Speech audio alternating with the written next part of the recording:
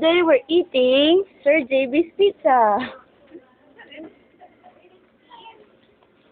And this whole pizza is only for the three of us. Well, Julia's gonna have her class, so we're gonna eat her part. So only for Ruth and me. See, so many.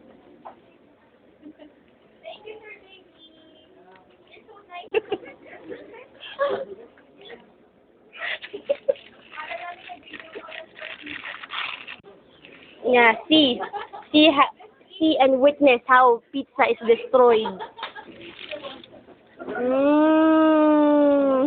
One more.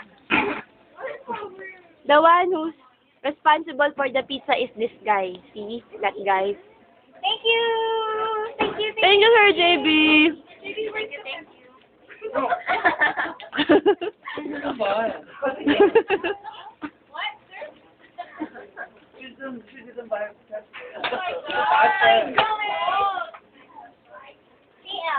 Mm.